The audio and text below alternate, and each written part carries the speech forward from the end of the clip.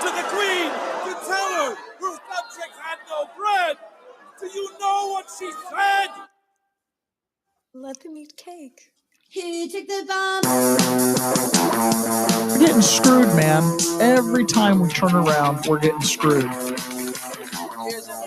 Oh, the revolution's going to be through podcasting for sure. That's the only way we talk.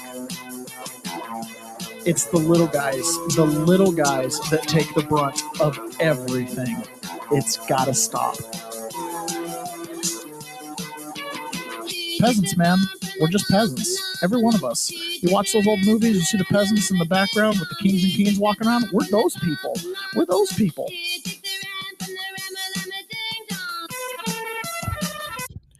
Good morning, peasants. Welcome to another episode of the Peasant's Perspective. I'm so glad you guys could make it here with us today. I am so I am so sorry that we're running a few minutes late today. Is what it is, I guess, right? Ron has not made it in. I'm not sure if he's coming or not. One of the reasons why we're late. Anyways, thank you for joining us. I really appreciate it.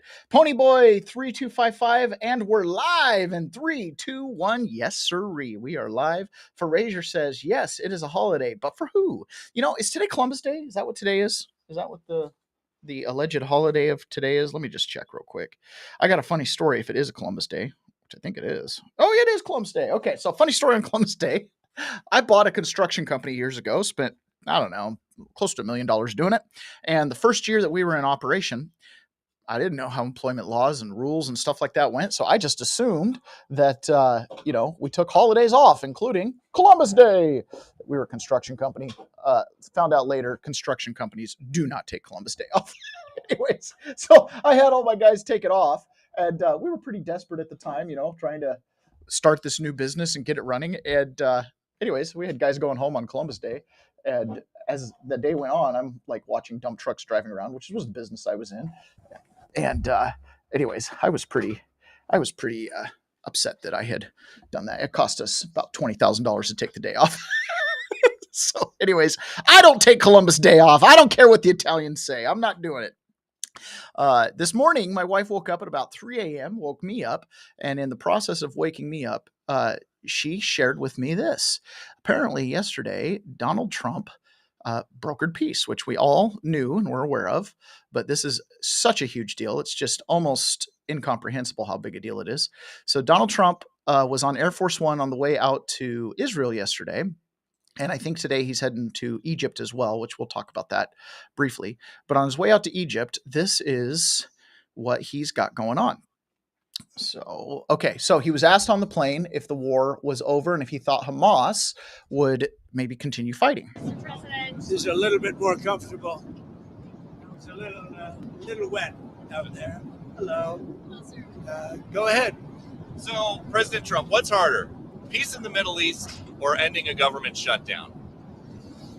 Well, I think the hardest is this. This has been going on for 3,000 years. The shutdown's only been for 10 days. So I think the shutdown, it's gotten to be almost customary, but we're taking care of it. We've got the military paid in full, and we're doing a lot of things. We're ending some programs that we don't want. They happen to be Democrat-sponsored programs, but we're ending some programs that we never wanted, and we're probably not going to allow them to come back. I think they made a mistake. I think they made a big mistake. This is really a Schumer shutdown because he's become sort of irrelevant, and he wants to make himself relevant again. And in terms of the politics of this historic peace deal that we're on the way to go sign right now, you would think it's good for everybody. But at a rally this weekend, they were cheering for you, and they were booing Netanyahu. What's up with that?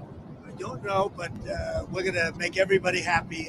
The one thing I can tell you is everybody is happy, whether it's Jewish or Muslim or the Arab countries. Every country is dancing in the streets, and it's a point in time I don't think you'd ever see it again.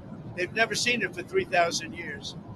If you like one group, you don't like the other group. And if you like the other group, you don't like the first group.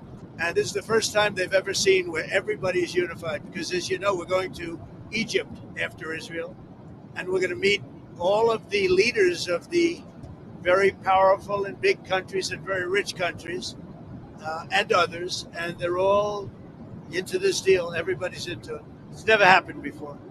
So I would say this is a lot tougher, but we'll see how it all works out. Mr. President, Benjamin Netanyahu, the Prime Minister, has not gone so far as to say the war is over. In your view, is the war between Israel and Hamas over? War is over. The war is over, okay? You understand that? Is the ceasefire going to hold? Are you confident the ceasefire will hold? Say it. Are you confident that the ceasefire is going to hold? I think so. I think it's going to hold.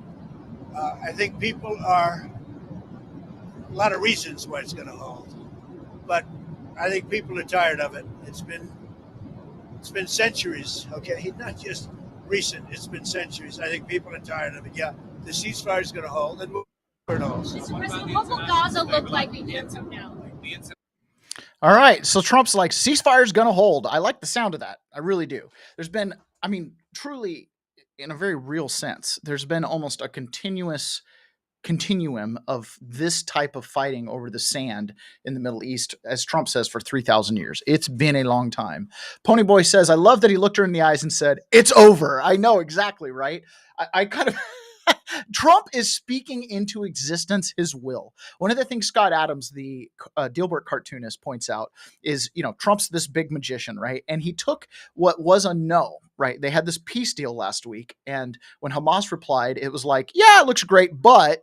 And I guess Netanyahu in private conversations was like, well, they're not really agreeing. And Netanyahu's like, take the yes. They have a yes with a couple buts. So let's overcome the buts. And apparently they did.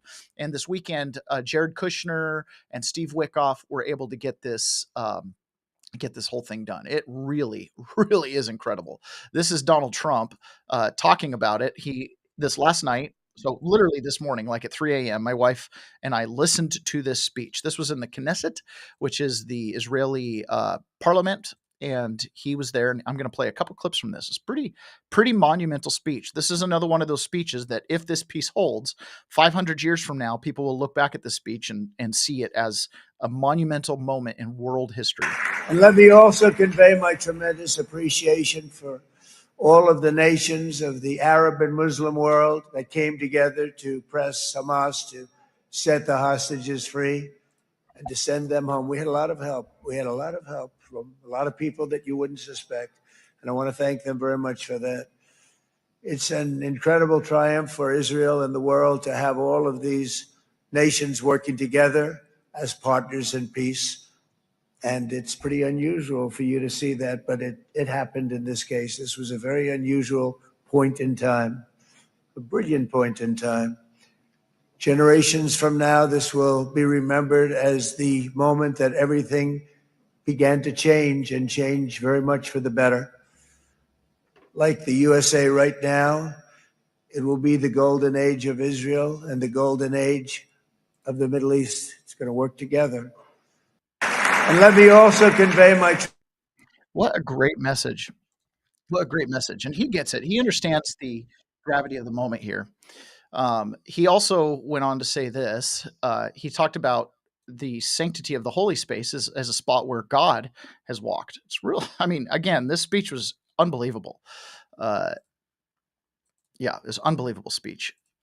If you didn't get a chance to listen to it at 3 a.m., you should really get a replay of it today. The God who once dwelled among his people in the city still calls us, in the words of Scripture, the turn from evil and do good, to seek peace and pursue it. So he still whispers truth into the hills and knolls and valleys of his magnificent creation, and he still writes hope into the hearts of his children all over the world. The God who once dwelled among his people in the city still calls us, in the words of Scripture. Let that play. Sorry about that. I got a camera in the way. I've got a big screen in here, a big monitor that I brought in, and there's a camera in my way. I can't see the screen. Anyways. All right, guys. So then he went on to continue and he said this. So again, more clips from this speech because it was just absolutely phenomenal. Oh, I gotta do some screen management. Apologize, guys. You guys are wonderful sticking with me through all this. Okay, so this was the forces of chaos. Yeah, you go ahead. Here we go. It's more obvious than ever that the... All right, what happened? I got to fix it.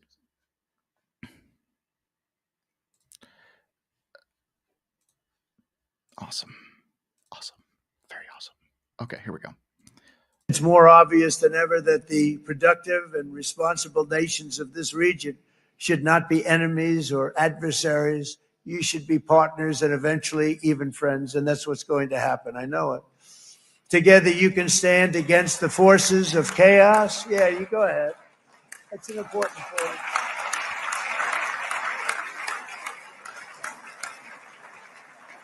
Because you can stand against the forces of chaos that threatened all of your interests, and it's always a big threat, and unleash incredible prosperity and opportunity for all the people of these lands. It's more obvious than ever. Yeah. Why work apart when you can work together? So that brings me to our first sponsor of the day, which is 1775 Coffee, which Ron, who is not a coffee drinker, could probably use a coffee drinker on these early mornings when he doesn't make it. Still haven't tried 1775 Coffee? Now's your shot. 1775 starter kit just dropped. Only 1,000 units available. You're getting the bold dark roast that hits hard, the smooth medium roast, and the Vitality mushroom coffee for clean energy and laser focus. No crash. All single origin, small batch, toxin free, and mold free. Plus, you're also getting a golden spoon clip because freedom is not scooped with plastic. A frother strong enough to stir up your coffee and your mother-in-law's opinions, and also a black 1775 tumbler. $170 worth of coffee and gear, yours for $99. This is for the ones who've been watching 1775 blow up on Rumble, wondering if it's actually worth it. Spoiler, it is. Go to 1775coffee/studio and grab your starter kit before they're gone. Bold beans, clean fuel, and a morning routine that stands for something just like Rumble does. 1775 Coffee. I hope you guys enjoyed. I tried some 1775 coffee. It is very good. So if you enjoy coffee, I encourage you to do that. We often sometimes play these little clips from Charlemagne the God. And the reason we play these clips is because, well, frankly, they're kind of funny and they're very revealing. Charlemagne the God is very popular amongst the African-American community, and I would probably go to say the urban community in general. And so when he makes these assessments, and he's kind of one of those guys, how do I describe this? I would describe him as someone who's in the game. He's a commentator. He comments on everything. He's just kind of a lifestyle commentator, obviously. And so he doesn't necessarily observe politics from some type of deep policy way. It's really about the results. How do we have better lives? How do we have housing? How do we have healthcare? That kind of stuff. And so when he makes these assessments, he does have the ability to look at Donald Trump and judge him by his actions. He doesn't really have a dog in the fight. This doesn't mean he likes Donald Trump. This doesn't mean he doesn't agree with the Democrat zeitgeist that he's a bad dude and blah, blah, blah, blah. But even he can recognize someone who has a particularly strong talent stack like Donald Trump. Donald Trump shows me what's politically possible. Trump shows me what presidents can do if they want to do it. Donald Trump shows me what can be said if you are willing to say it. It's not about what can't be done. It's about who has the political will to do it. I don't want to hear a peep from Democrats about nothing until they get the balls to say what's really on their mind in regards to this country and this world. Trump doesn't care if it sounds ridiculous. Trump doesn't care if it makes sense. It's no political correctness whatsoever. As I've been saying for years, the language of politics is dead, and Donald Trump killed it, period. Well, wow. Donald Trump eliminated single-handedly the idea that you need to be politically correct. Berazier says, is it just crazy that Trump did not get the Nobel Prize? How can it not be politics? Absolutely. Let's talk about that. There were so many news stories that happened this weekend. And obviously I was traveling on Saturday. And then when I got home on Sunday, wanted to do a little recuperation. All right, hold on. Give me a second.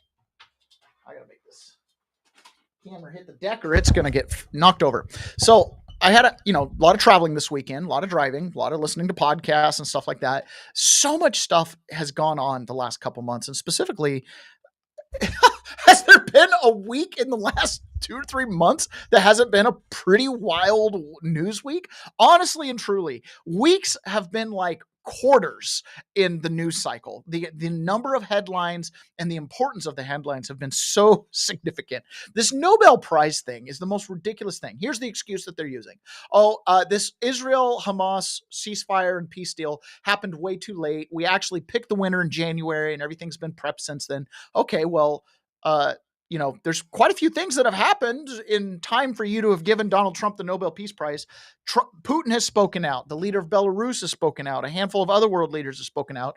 And they've basically said that Trump not getting the Nobel Peace Prize degrades the Nobel Peace Prize. And here's the crazy thing. They gave it to a woman down in Venezuela. They call her, I can't remember what they call her. They call her something Trende Agua. We talked about it a little bit on Friday. It is crazy that he didn't get a Nobel Peace Prize. So I wanted to show you this because this is kind of one of those like, a little bit scary, a little bit interesting. Last 2 days ago in Egypt, they had a concert, and they had this concert right at the pyramids. Okay. Now this concert, if you know kind of how these things work, you study it a little bit, you'll find this interesting deal. When you host a concert like this is a big mega concert. It's at the Giza Plateau. The pyramids are in the background. You can kind of see them here in the background. Okay. So the pyramids are in the background. We'll play this for just a moment.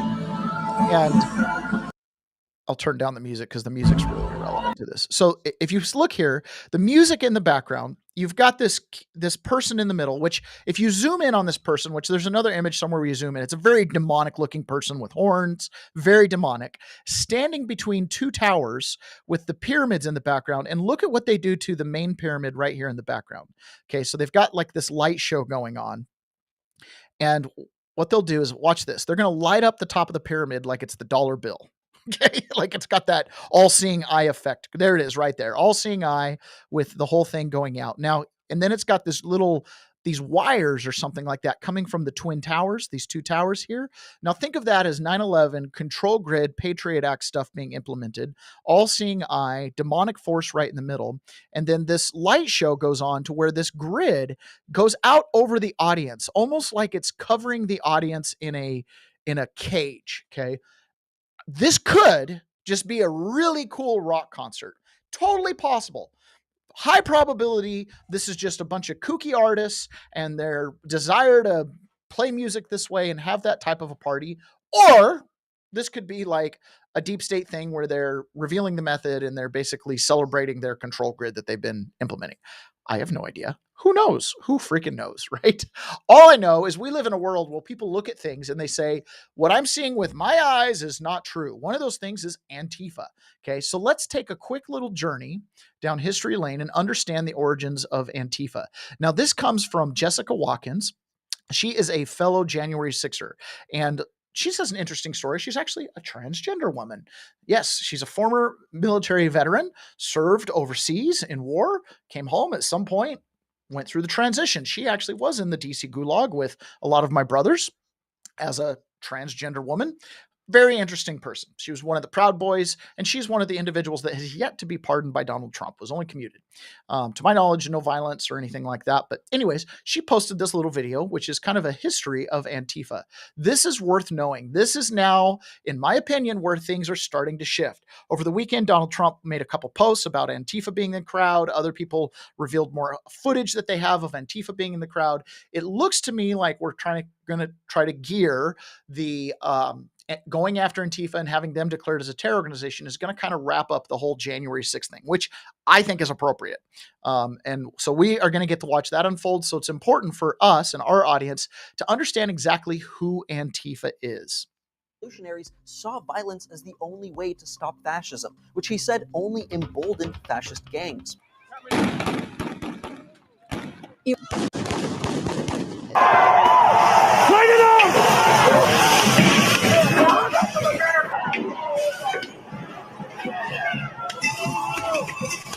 I want to point this out in this video. This is during Donald Trump's inauguration in 2016.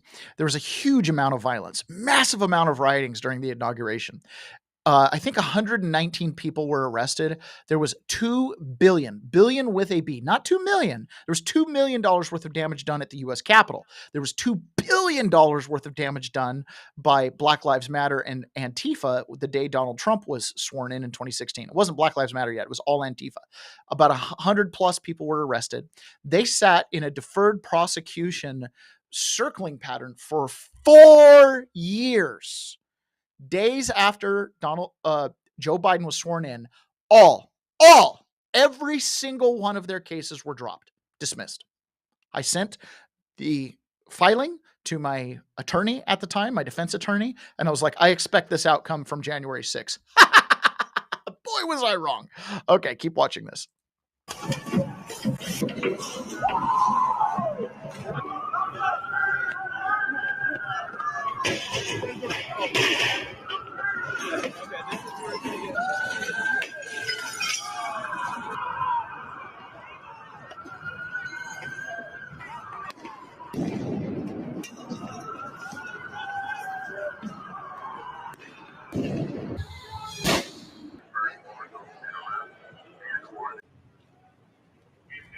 So why are we watching this? We're watching this because this is Antifa. These are all footage taken from confirmed Antifa organized activities. Here's an Antifa march. A loose collection of far-left activists who say they oppose fascism. No choice. I mean, I had a choice. Surfacing from the unrest in Grant Park Friday. Images showing a more coordinated effort than previously thought. Demonstrators packing together in formation with umbrellas outstretched, moving as a group towards officers. Just take the clip out and put it back in. Yo, no one's gonna like fucking ask me walking in here with an after. Hey, if they arrest me, you got my bond? I got you. This morning, Chaz the Warlord. Police officers are recovering shot during unrest overnight.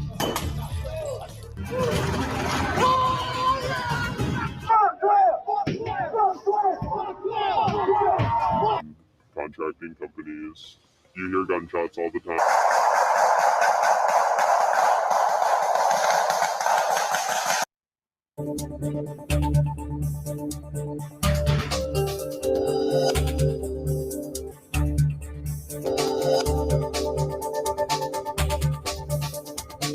Weeks, administrators have struggled with how to respond. Multiple cars were set on fire at a Tesla service center, and authorities described as a targeted attack.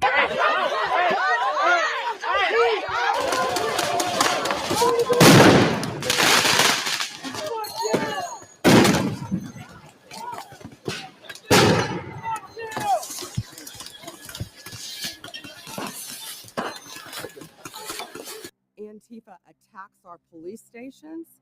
They attack our courthouses. They are a terrorist group, and we are coming after them.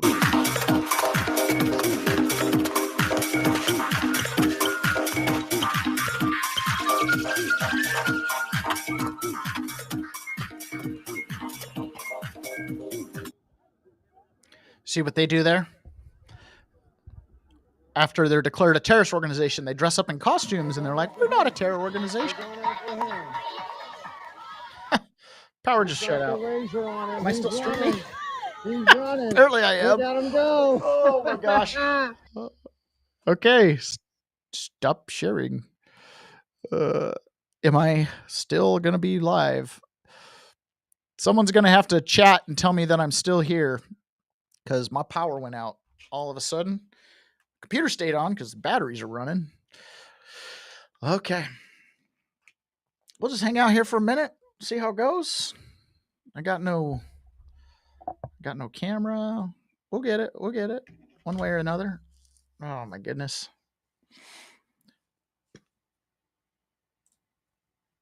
Let's see here. Sorry guys, screen's died. Looks like I'm still streaming. Still here. Great. Pony Boy. Good. I'm so glad I'm still here. I'd read an ad real quick to buy up the time while everything turns back on. The whole office went dark. Poop on me all of a sudden. And I can't turn on my camera. So just give me a minute till my camera kicks back on. All right. This is awesome. You guys are the best audience ever. I got to say that. So this weekend I went to Spokane, Washington, to a Birthright premiere, and which is a, I don't know how to describe it. Go visit 1776live.us and you'll kind of get a feel for what it was all about. But anyways, we had this Birthright screening, and it was a very patriotic movie, and it was being screened in Spokane. It was just an awesome event. And when we got there, a couple things happened. The theater where it was being screened, apparently there's a restaurant that's kind of like a hipster's restaurant nearby, and they did not want any advertising for the video. They said, if you advertise it, we'll complain and stuff like that. So it didn't really get advertised, just got advertised online, didn't no posters or anything. But then while we were there, we had 100 people show up for the screening, which was awesome. And the second question at the end, we had a Q&A with the director and everything. And the second question, person stood up and goes, I'm not going to be very popular in here. And he goes, I'm a journalist from Spokane, whatever. And basically was like, there's so much misinformation and falsehood in the video. And the director, you have to understand, the director spent, we can see you. Thank you, Rachel. The director spent a lot of time, like a year in post-production, right? And basically fact-checked every sentence and every claim that was made. And there's all disclaimers, do your own research kind of stuff, but everything was fact-checked. And in the video itself, they're showing like dictionary and law clips and experts and IRS agents all talking, right? So it's a very well put together documentary. Now, granted, you could have the documentary effect where you don't see the opposing side of the argument. That's fair enough. But this guy got up and goes, oh, it's all false. And then she goes, well, what is the one false? What's something false? What's misinformation? And he goes, oh, I don't even know where to start. For starters, and then he did this. When this director was introduced, the person who introduced her, just a friend, said that she, and not close friend, it's the host that invited the director. Okay, so they're not really close, but whatever. Said she's won an Emmy. She has not won an Emmy. She's been Emmy nominated. Okay. So we get up for the Q&A and the guy goes, well, there's no evidence that you've ever won an Emmy. Why would you lie about that? And she goes, I didn't say I won an Emmy. I was Emmy nominated. Anyways, he went straight to this ad hominem attack. Couldn't get over it. It was so annoying. And I went and talked to I ended up answering most of the journalist questions. And at the end, I went and spoke with him out in the hall. He wanted to interview me about J6 stuff. It's just another one of those instances where you're only as good as the information you have. Here, this guy claims to be a journalist, but he's never looked into any of the election fraud claims. So he just dismisses anybody who believes anything, but he himself has never looked into it. He doesn't think Antifa is a real thing, doesn't understand what the big deal is. And I'm like, well, what are you talking about, man? Like, here's the deal. Here's Keith Ellison, who is the attorney general for the state of Minnesota. And they say, Antifa's not real. There it is right there. The Antifa, the anti-fascist handbook at Moonplace Books. I just found the book that strikes fear in the heart of real Donald Trump. Here is Keith Ellison talking about Antifa. First person I ever heard use the word Antifa was Donald J. Trump. When he said this after he took a picture holding this book. Going on about how there were good people on both sides in Charlottesville. That's the first time I ever heard anyone use the term. So now it's this amorphous thing. And if nobody's really Antifa, then everybody could be. And the reason you can't find them is because they're just that crafty. So or they've embedded themselves as they intend to be by decentralizing themselves so they are not easily found, which allows them to have operating apparatchiks in media, in government, local, state, federal, right, on the streets. When we say Antifa on the ground and you're talking about a bunch of meth head, drug dealing, hedonists, sure, they're not super organized, whatever. They're clearly getting paid or getting money from somewhere. Where the real Antifa is, and this is what he says, if nobody's Antifa, everybody's Antifa. Where the real Antifa is Keith Ellison, you holding that book, right? Pretending like it's an idea that needs proliferation. Donald Trump has called pretty much everything he's done right. He had another quote this weekend where he's like, I've been right about everything. He has been right about everything. Do you remember when in the first administration, Donald Trump's first administration, he was able to get the border crossings at an all-time low, right? Just drove them down, down, down, down, down. I don't think he ever really, you could say he ever officially closed the border all the way, but he definitely reduced the amount of people coming over. And of course, he was challenged in the courts, and a lot of those challenges he prevailed on, right? Like all the family separation and the return to Mexico, he prevailed. So in the beginning, when he set all those policies, he was challenged. By the end, he was mostly getting those through. Joe Biden came in and just undid everything. Opened the border, helped process people in faster. Everybody gets asylum, right? Just people, person after person after person. I remember very clearly watching on TV as Senator Langford from Oklahoma gets up and goes, the only way we can close the border is with legislation. It cannot be done otherwise. And we need to pass this legislation. And the legislation he wanted would have allowed the administration to allow up to 5,000 people a day to cross the border illegally, and it would process them in. And then if it was averaged over 5,000 a day for like 2 weeks, then they could close the border, but then they didn't really close the border. It was ugly, ugly legislation. And Donald Trump rightly told him, don't pass it, because if you pass that legislation, it'll handicap me when I get into office, and it will actually be worse. So it didn't get passed. Trump threw some weight around, ticked some people off. But then when he got into office, he, of course, promptly closed the border, proving that Joe Biden and his ilk really had no intention of even trying. This is a reporter from NBC who used to cover the border, who, in fairness, very much in her reporting was like, this border will never be closed. It's getting worse and worse, blah, blah, blah. She went down to do a follow-up, a little fact check. Let's see if this border really is closed. Let's go see where she at one point watched 2,000 people in one day cross the border at some spot on the Rio Grande. Trump says he secured the border. Nobody's coming into our country now. We have the border totally stopped. We're here in Texas to see what those changes look like on the ground. We've got the most controlled border we've ever had in the history and in my lifetime in the Border Patrol, and we're going to continue getting there. In Eagle Pass, Texas, during the Biden administration, more than 2,000 migrants crossed into the U.S. in a single day. But now, under President Trump's policies, officers encounter just 20 migrants a day here. So the last time I was in Eagle Pass was 2 years ago, almost to the date. And I saw more migrants crossing at a single point in one day than I had in, at that point, 9 years of covering immigration.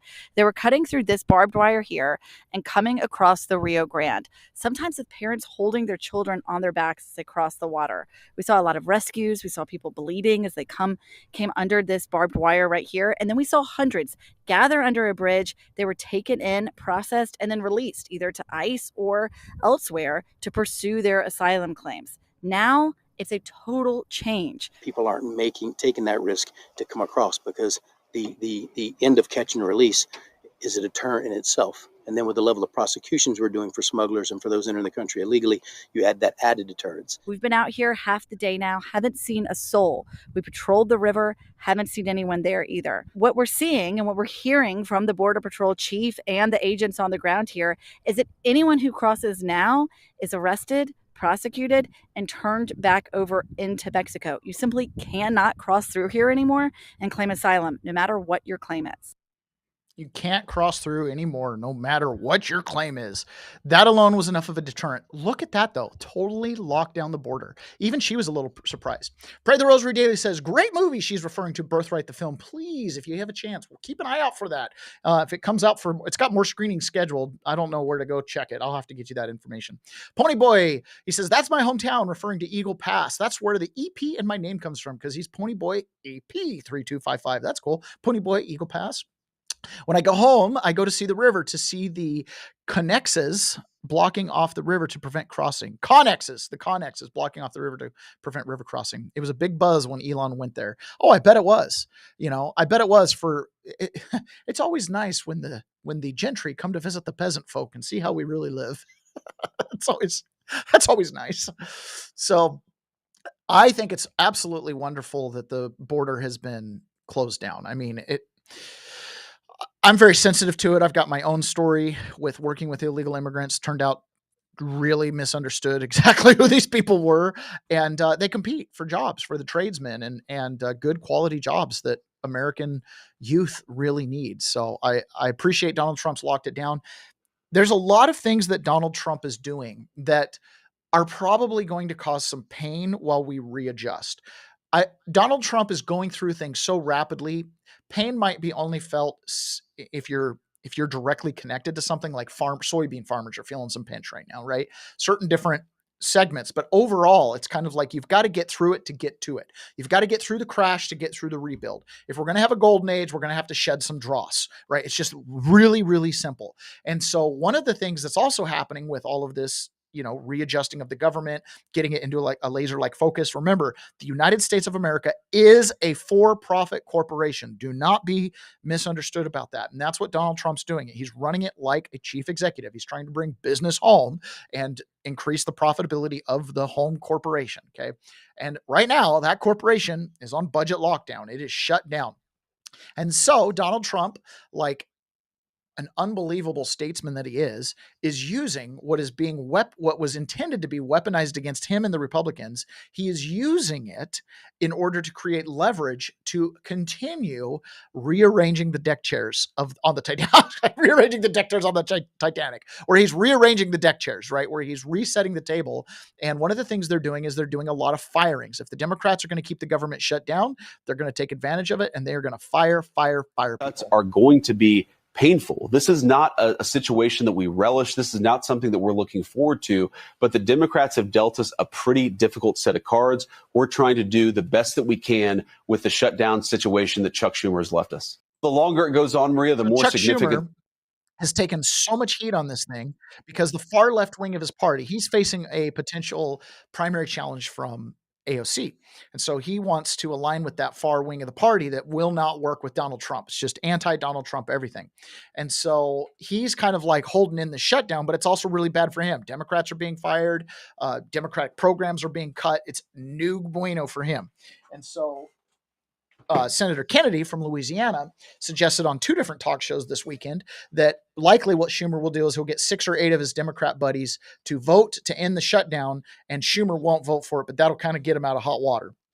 Because even the media is saying this is a Democrat shutdown because you're the ones that won't vote to open it. And now you could just go to vote to open it and save all those people's jobs, and they're still letting it happen, which really kind of makes you wonder if the Democrats are trying to crash things in order to kind of smear Trump later and just hope that all their obstruction doesn't get caught along the way. I don't know.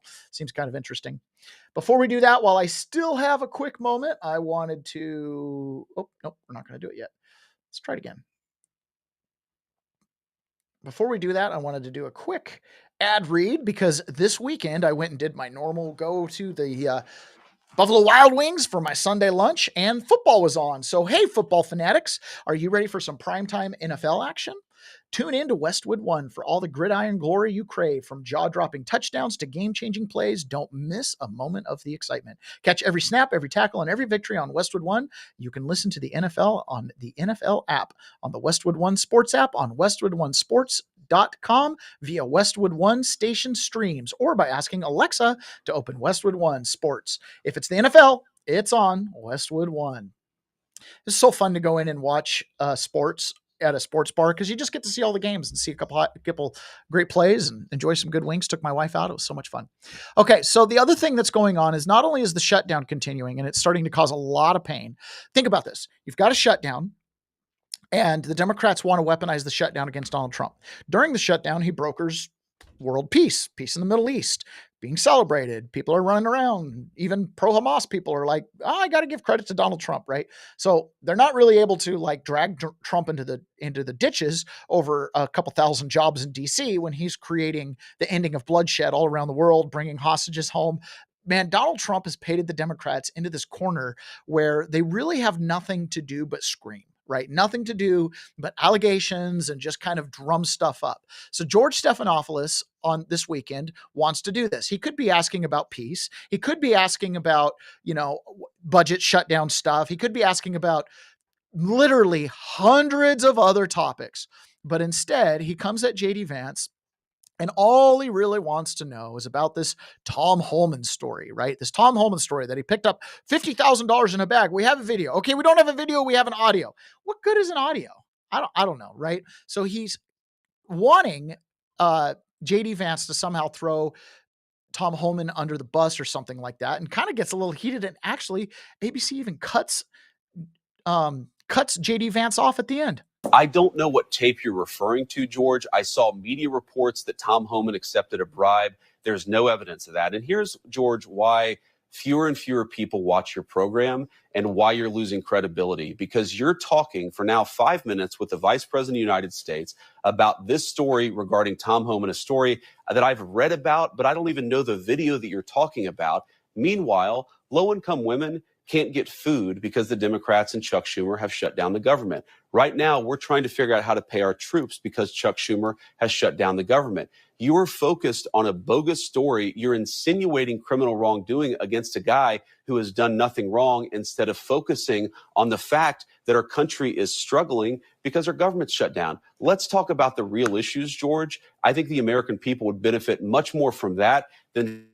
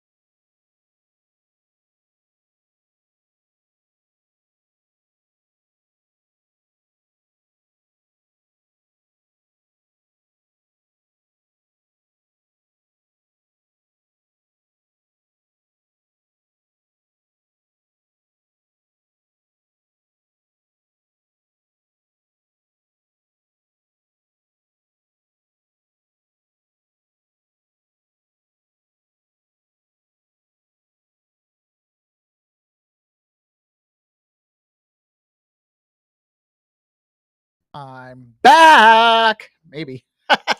I'm back. I don't know. The internet just went down. It's storming outside. Thanks for hanging around, those of you that did. So let me know if you're still here. I see a couple of you stuck around. No idea what happened. We had a power outage earlier.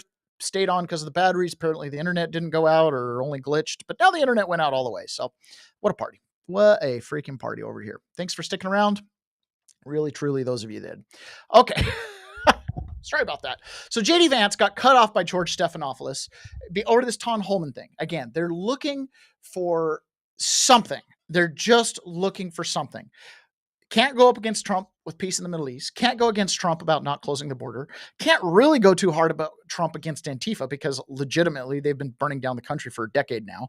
And anybody who's ever interacted with them knows they're real. Okay. So you can't really be like, oh, it's just an idea. Yeah. Till you interact with somebody with an idea. It's like being like, Islam is just an idea. It's not a real thing. It doesn't actually lead people to act or behave in ways like strapping suicide bombs to their chests.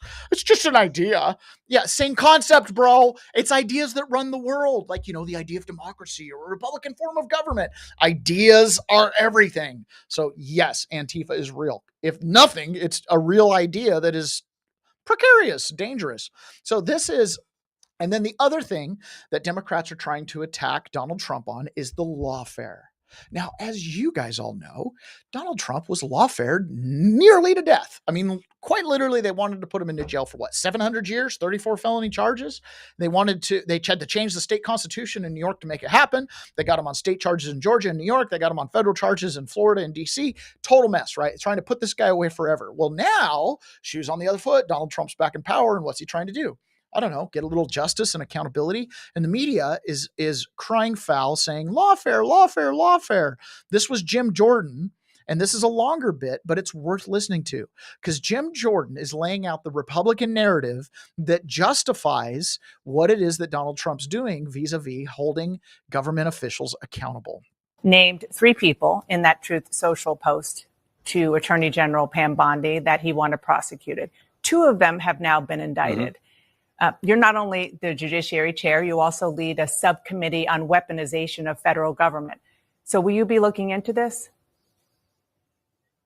Well, look, I think that this Justice Department is applying the facts to the law. I mean, if John Bolton, a federal judge, thought there was probable cause when they searched John Bolton's house, you had mentioned him, that he mishandled classified information, apply the facts to law. We'll see if they prosecute there. We know with Letitia James, for example, that you can't say it's your secondary residence and then, in fact, make it an investment property. It looks like she did that. They're applying the facts to the law, and there's that investigation. And, of course, we know with Jim Comey that he specifically hired this individual, Daniel Richman, to leak information. He laundered information through Richman, leaked that information out there. The Comey memos, for goodness sake, went through Mr. Richman. And then Comey, when he testifies, says something different. So that's why he's being prosecuted. So this is our Justice Department under the leadership of the Attorney General applying the facts to the law like you are supposed to, not the weaponization of government like we saw under Biden, like we saw under Merrick Garland, like we saw with Chris Wray. So this is, I think, a completely different situation. Okay, so let's just unpack some of that, if I may, Mr. Chairman. You were talking about the facts and some of the issues that went before the grand jury and allowed for the indictments in the case of James and Comey. But the question is beyond what's happening in the courtrooms or in the Justice Department. It's what's happening between the President of the United States and the Justice Department and these U.S. attorneys. And just kind of look at it big picture. The president pushed out the U.S. attorney overseeing the Comey and James cases. The president himself appointed this U.S. attorney, and that person was a Trump supporter. Which he has the right to do. Right, he has a right to do. But the president did so because he thought that this man was not pursuing these cases against his political enemies. So my question is, given the fact that the president has been so public about his desire for the prosecution of these people who he says are his political enemies, how is that just following the law inside the Justice Department? Isn't this the political weaponization that you talk about? No, you got to go to the facts of the case. The president has the prerogative to say what he wants, and he will do that. No one's ever doubted that the president will say what's on his mind and frankly do what he told the American voters he was going to do. So that's one thing. But this is about applying the facts to the law, and that's exactly what's taking place in this Justice Department. You cannot argue with the fact Jim Comey said one thing to under oath in front of the United States Congress. That's what he's being charged for: false statements to the Congress, 18 U.S.C. 1001. You cannot argue that he did that, particularly when you know the facts from the Inspector General with this individual Daniel Richmond, do you who believe that the Justice hired Department to launder information to folks like you in the press? Do you believe that the Justice Department is acting independently from the president? I think the Justice Department is applying the facts to the case. But are they doing it under pressure from the president? Are they trying to find ways to indict people who the president said publicly in that post he wants to be prosecuted? I think that, Dan, I think they're doing their job. I think they are doing their job. I mean, I know the kind of information they're giving to Congress, information we did not get under the previous FBI director or from the previous attorney general. Information we had looked at this issue. The FBI and the Richmond field office did this memorandum on Catholics, saying if you're a pro-life Catholic, you're somehow an extremist. We got like a handful of documents from Chris Wray, even though we asked for everything. Should they be doing their job under pressure from the president? They are doing their job. So you're saying you're comfortable with that? They are doing their job. But you're comfortable with them doing this? Applying the facts to the law. I'm looking at each individual case, enforcing the law and applying the facts to that. And that's what I think is going on. I'll add one more application. The three examples that you raised. Forgive me. I'll ask one more application to that. Applying the facts, applying the law, fine. How about applying pressure from the White House? You're comfortable with that, given the fact that you were very upset about what you called weaponization so much that you have a whole new subcommittee on it? The president is speaking his mind, and I think that's entirely appropriate. What I know this Justice Department is doing is the good work that they're supposed to do, looking at the law, looking at the facts, looking at each individual case, and moving forward, I think, in an appropriate fashion. Let's talk about these cases. You can't argue with, Jim Comey, by the way, Jim Comey is where it all, so you talk about weaponization, that's where it all started. 9 years ago, Jim Comey's the guy who took the dossier paid for by the other party's But that's not what he's being prosecuted for. Used that. I understand that, but I'm just saying you want to talk about weaponization? It's Jim Comey's where it started. That is totally where it started. He took the dossier, went to the secret court to get a warrant to spy on the other party's campaign. So this is retribution. Then they changed the intelligence community assessment after the first. So you're saying this is retribution against looking at the facts, looking at the law. No, I'm just saying Jim Comey. This is you mentioned weaponization. I'm saying that's where it all started. What I'm saying is happening here is they're looking at the facts and they're applying the law to each individual case. Let me ask about those cases. Are you worried, as an attorney and somebody who understands how these cases work, that what the president's comments are doing is actually undermining the cases when they actually come before a judge and jury? I mean, we'll see how that all shakes. I'm not worried about that. Again, they're going to prosecute the case. Mr. Comey's presumed innocent. That's one of the great things about our system. And they will present the evidence in the court, and we'll see what happens as they move forward. But I am comfortable with them moving forward. I am comfortable with the indictment because I think when you look at the facts. And you're comfortable with the president's role as well? This is warranted. Just to button that, you're comfortable with the president's role? Yeah, I'm very comfortable with this president. You talk about we're celebrating today what's happening in the Middle East. Of course, I'm not talking about that. I'm talking about in this issue. I'm so comfortable with the president. I'm comfortable with the president and how he's handled his entire responsibilities with this issue, with foreign policy, with the border, with tax policy, you name everything. What's great about this, obviously, Jim Jordan's someone that you don't want to pin into a corner talking about Russiagate, weaponization of government. He's been around for the whole thing. Himself has been targeted. Okay. This is pretty good. He's like, no, I don't have a problem with what Donald Trump's doing. He's getting accountability. The facts of the matter settle this. But notice how Dana Bash continually goes to are you comfortable with this? Are you comfortable? Is this retribution? One of the things you have to recognize is Dana Bash was married to one of the 51 intelligence officers who signed the letter saying that the Hunter Biden laptop was Russia disinformation. She's part of this. She's part of this. Okay. She's on the list. I don't know where she is on the tier of list of people who were weaponized against conservatives and Republicans, but she's totally part of this.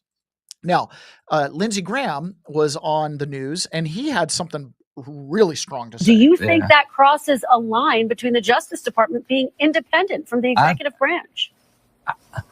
I think our Justice Department in the hands of Biden crossed every line there is to cross. I think within 3 days of announcing he was going to run for president in 2024, he did that in 2022. But what about Trump? He had But Senator, 91 what about indictments. Trump? What about? Yeah. Now, I think the grand jury is going to take care of this, but you didn't care any about this. You didn't care that Letitia James made up charges that no one's ever faced. But Senator Alvin Biden Bragg never made up publicly charges called no one for ever Trump faced. to be indicted. He had 90. He didn't have to. He was calling for him to be indicted in private. Biden regretted that they didn't do it before the election. Jack Smith surveilled my phone records and 8 other senators. Jack Smith introduced his brief against Trump October the 24th before the 2024 election, violating every protocol just to politicize the election. So this may bother you that people are being held accountable. It doesn't bother me one damn bit. Doesn't bother me one damn bit. I love it, Lindsey Graham. I normally don't really love Lindsey Graham, although he's an old bull. He has a lot of pull in the Senate. He's got a lot of money and he spreads it around. Okay. So that's why, it's my opinion, that's why Donald Trump is constantly working with him and allying with him, is because he has a lot of pull. He's an old bull. One of the worst things that Jack Smith could have done was go after the conservatives he went after. Yes, they're on the far right. Yes, they're aligned with Trump, but you spied on them, bro. Do you know how offensive it is to be spied on? Do you know how offensive it is to be on a no-fly list or something like that? Could not have screwed the pooch bigger, right? It's one thing when you come after the peasants. Very few people care. It's a completely different thing when you come after the elite and the senators. As Marsha Blackburn suddenly found religion here because she kind of, frankly, abandoned J6ers. Marsha Blackburn, not good with J6 advocacy. Every single senator and pretty much every single state representative between the 1,580 January 6ers, there's pretty much one in every legislative district. And I would venture to say most, if not all, senators and probably state representatives, especially if they're conservative, got reached out to help a J6er, help them get out of solitary confinement, help them avoid some diesel therapy, help them get their letters, help them have a legal visit, right? Constantly. I know in my prison, we were involving the representatives from Missouri continuously to get a guy halfway house because the BOP was screwing them and stuff like that. So Marsha Blackburn had plenty of opportunity to stand up and, defend the American peasants from the system. But, we'll take the compromise. She got spied on, so now she's a bit testy about it. Yes, indeed. And that is what we know that Jack Smith and his Arctic Frost team carried out in 2023. And Charlie, after President Trump was indicted by Jack Smith in August of 23, then in September is when they started spying on the 8 senators and 1 House member. Now, the interesting thing about this, in the documents that the FBI has been able to attain so far, there is no predicate for why they would have done this. And we're all Republicans. We all support President Trump. And we each had valid questions about the 2020 election. But this is something that is illegal. It is interesting that they got a subpoena for our records. They issued that subpoena to our wireless carriers, and then they were able to get every incoming and outgoing phone call, who the call was to, the duration of the call, and the place that I was standing when that call was either made or received. So yes, indeed, if they're doing this to U.S. senators, what are they doing to the American people that disagree with them on issues? So they're putting us in jail. They're putting us in jail. They're killing us on the street. They're hunting us down. They're debanking us. They're putting us on the no-fly list. That's what they're doing to the regular American people that you tend not to hear. Okay. Until there's 1,560 of us, you don't hear us. I was just describing to some people this weekend, when I got into prison, one of the things I realized is that the United States government has created prosecution funnels. Did you know there were over 2,000 doctors and surgeons that were put in prison for prescribing OxyContin? I met one of them. He didn't realize he was prescribing it incorrectly. Did it based on the insert and based on what the pharmaceutical reps did. But, Jeff Sessions, rather than go after the actual makers of OxyContin criminally, he went after the surgeons and the doctors who were prescribing it. I met a guy basically had a 12-year sentence, but he's like 70 years old, death sentence to be in prison. How about the 3,000 Russian spies that Christopher Wray rounded up? I was rooming with one of them, John Rowe. You can go look up his case. Most ridiculous thing you'll ever see in your world. Definitely not a spy for Russia. Completely entrapped by our United States government. But yet, he's sitting in prison, right? Funnels. The only thing that made January 6th special, not the only thing, but one of the big things was it was in the public. Everybody knew about it. It was this huge event that was televised. All these surgeons, 2,000 of them that got wrapped up, they didn't know each other. They couldn't help each other. All those Russian spies didn't know each other, couldn't help each other. January 6ers could. So here, Senator Kennedy from Louisiana is talking about how he doesn't want to live in a world where the FBI can just randomly come to his house and knock on the door. And he wants to know that if they do, they're treating him fairly. I think it's kind of interesting that he's coming to this conclusion. Seems like he could have come to this conclusion in elementary school, but it's great now. Either way, it's a good thing as far as outcomes are going to be concerned that Jack Smith spied on these senators, because like Marsha Blackburn, if they can do it to us, what are they doing to you? So what they're going to do is they're going to shore up the law to make sure they can't do it to them. And maybe we'll get lucky and the law will also include us. I don't want the FBI or the Justice Department. I don't care what party they're in, but if they knock on my door, I don't want to have to worry about whether they're a Republican or Democrat. I think most Americans just want them to follow the law. And that's what Attorney General Bondi and FBI Director Patel are trying to clean up. And of course, as they clean it up, many of my Democratic colleagues say, well, now you're picking on us. No, they're trying to get rid of the bad apples at Justice and at the FBI. Seems pretty clear. Kennedy understands it. They're trying to get rid of the bad apples at the FBI. They're trying to clean up the place. Totally appropriate. Okay, so then we are going to do one thing really quick, and then we are going to get right back here, and I'm going to play you guys some hilarious jokes. But first, did you know that the biggest threat to your retirement is not something that's talked about often? Our increased longevity in America means default retirement accounts like IRAs, 401ks, and TSPs may not suffice. If you have over $100,000 in your retirement account, get instant access to a free 2-minute report from Augusta Precious Metals that reveals the one step you can take to secure your financial future. Please text SAFE to 35052 today. Gold has been on an incredible run. In the last 3 years, it has doubled in value. Silver itself, which I'm heavily invested in, has gone up like 40% in the last 3 months. Now, things go up and down, but that's pretty dramatic. That's actually kind of really bad news for the American dollar. So seriously consider taking a trip over to Augusta Gold and texting SAFE to 35052.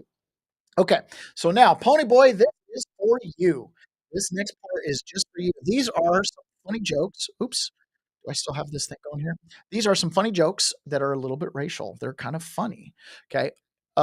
I read a little thing talking about how in the military, everything is racist. And I was like, yeah, in prison, everything's racist too. You get a bunch of guys together and they come up with dark humor and have a good chuckle. So Pony Boy, this is for you. This is some service members. And this guy in the front here is telling some Hispanic jokes, some Mexican jokes. And I thought these were funny enough that I was like, yeah, we'll go out on an edge on the show and we'll share these. Everybody can kind of laugh at themselves. I know we white guys laugh at ourselves all the time. Andrew, how do Mexicans cut their pizza? Little Caesars. What do you call 2 Mexicans playing basketball? One-on-one. Why is most of Mexico's population fat? Because everybody that can run, jump, and swim is already here. You're not wrong. The Spanish word of the day is wheelchair. There's only one donut left, so we'll share. What do you call a Mexican without a lawnmower? Unemployed.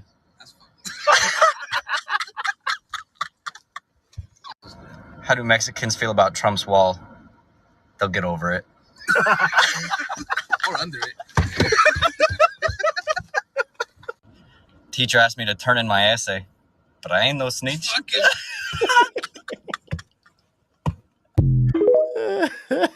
Yeah, Pony Ponyboy said, in the oil field, it's daily. Yes, Ponyboy, I knew you would appreciate it. There was zero chance blue-collar workers were not making fun of each other.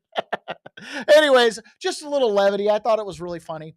That's the America I love, the America that can kind of joke and laugh at itself. So one of the things that Donald Trump has exposed in the last couple of years is the horrendous scam that the entire climate change narrative is.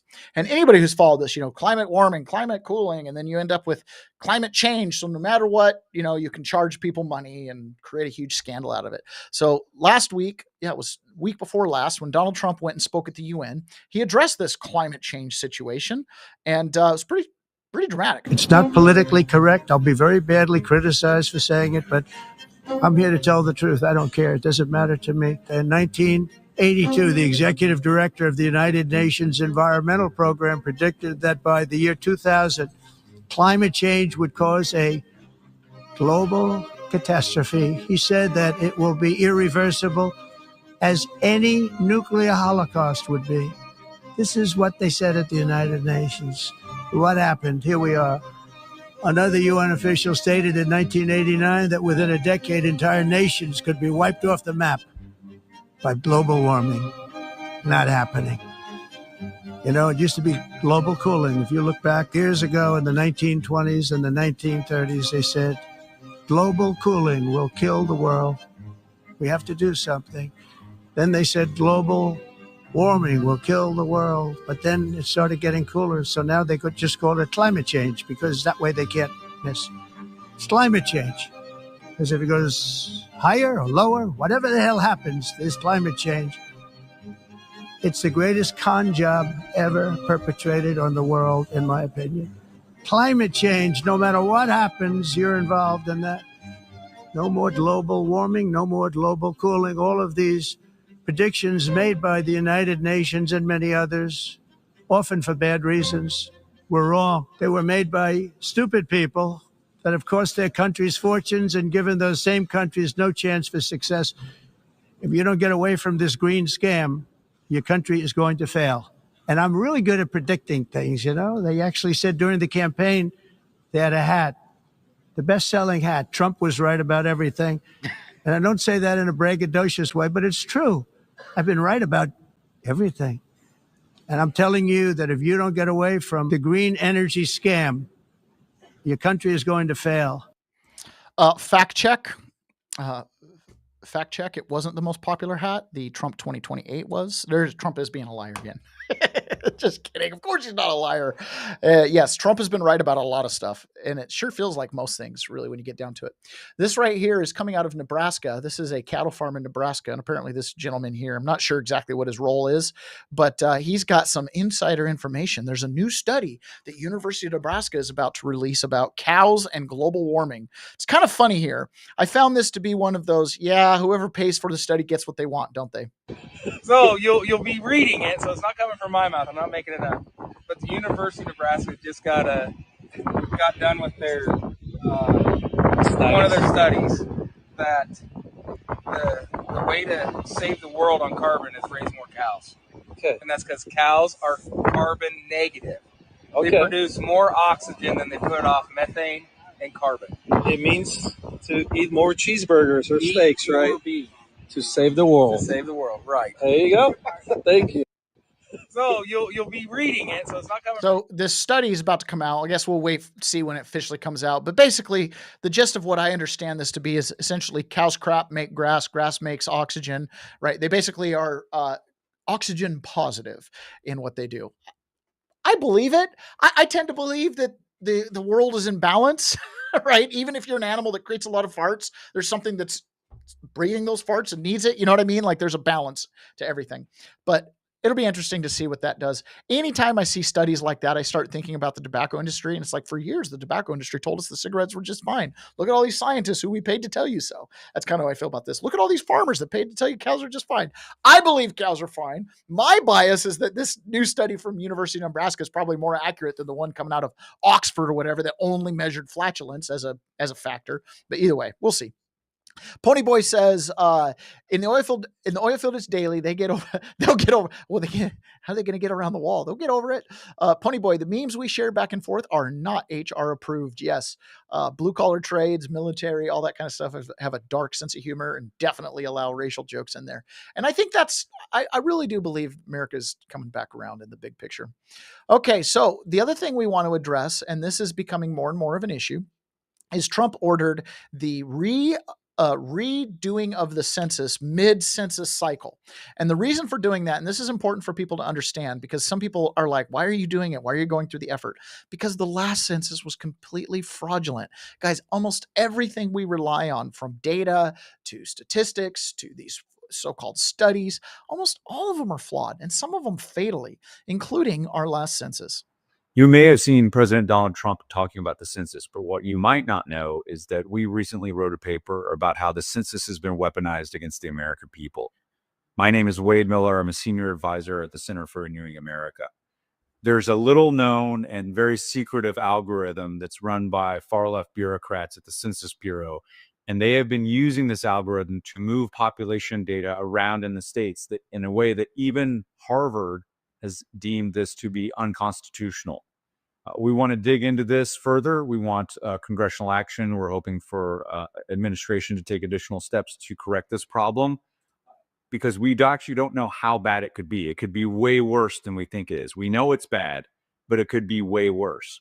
And if we dig into this and we get our head under the hood here to check out the engine and the mechanics of how this algorithm works, it could end up being one of the biggest political scandals in the history of the United States. Man, it's just the biggest political scandal: Russiagate, Ukrainegate, Spygate, all kind of interconnected, but three separate scandals. Fast and Furious, let's see, 9/11, 2020 election, J6, Fight People hoax. They just go on and on and on. Could be one of the biggest scandals. Really could be. Which, if you understand how they played around with the census, or what was possible, you'll understand why the Department of Justice is asking for voter data from the different states, because they're trying to figure out exactly how bad this algorithm cheat was. And you've got governors like Pritzker who are like, oh, I'm not turning over the data. And we already played last week how up in Michigan, they don't want to turn over the voter data either, because they have 100% voter registration. Well, here JB Pritzker is panicking because, well, why does the DOJ want this information? Another thing that's happened, and very few people paying attention, you probably are, which is they demanded, the DOJ did, our voter data, not just ours in Illinois, every state's voter data. Why? They won't tell us why. And actually, so just for context there, Stephen Miller did tweet out exactly why. He said, because we're trying to verify if there's illegals on your voter rolls. That's it. That was the only reason why they're doing it. So, Pritzker's acting like he doesn't know. Oh, he knows. He knows for sure what's up. What they seem to be looking for, remember back to the 2020 elections, is they want to be able to find voter fraud, which lots of organizations have been looking for voter fraud, as you know, for a long time. There's very little voter fraud going on, very little. They're calling for all these databases so that they can look through them, and yet they won't tell you when they're going to come up with any conclusion about whatever it is they're looking for. Next year, when we have a November election, I think you're going to see two things that occur. One, you won't have had any results from this mass collection of data, of voter data. And then the second is you're going to have soldiers, or people dressed as soldiers, at polling places saying, we're protecting your voting rights. This is about voter integrity. And then the possibility that they'll be doing what Michael Flynn urged the president to do back in 2020, which is seize the ballot boxes at the polling places so that we can have the military do a fair count. Now, if you put all the things together that are happening right now, that wouldn't surprise me at all. Think about how hard they fought on this issue of whether the election had been stolen in 2020, right? The January 6th riot being an example of that, but lots of other things. And then all of those people at January 6th, being pardoned. All of that, put all those together and ask yourself, do you think what I just said is completely ridiculous? Do you think what I just said is something that's really possible with Trump as president and Stephen Miller in the White House, and and all the same people kind of advising the president that are at the edges of the law. I do think it's possible, JB Prisker. I do think it's possible, but I think it's a little bit of an act of projection on your part. I think you guys plan on being in the streets. I think you guys plan on creating a condition where the military has to step in. I think you guys plan on doing that. Why do I believe that? Oh, I don't know, because Chuck Schumer himself is telling us this, right? Again, in the ultimate act of projection. It is just such a hallmark of tyrannical, autocratic dictatorship societies that they use the prosecutorial department as a political weapon. It is a disgrace, and every American, I don't care if you're Democrat, Republican, liberal, conservative, moderate, people should be forcefully rising up against this. It is just such a hallmark. Forcefully rising up against this. I don't care who you are. You should go against it. I know, Chuck, you guys are projecting this out. You guys are projecting this out. You've been doing it forever. All right. I need to jump over onto private. And when we get over to private, we are going to be talking more about this Antifa problem, and specifically Antifa in dealing with January 6th. We're going to be talking about how Nancy Pelosi and her staff claim that they planned for a January 6th type activity for almost 2 years. We're going to hear from Nancy Pelosi's daughter, who said that it was a setup. And we're going to look at some Antifa people that actually were in the crowd that we've known about this whole time. So if you can, join us over on private. Please, you have to be a member of Rumble Premium. Otherwise, we will talk to the rest of you guys tomorrow. Bye.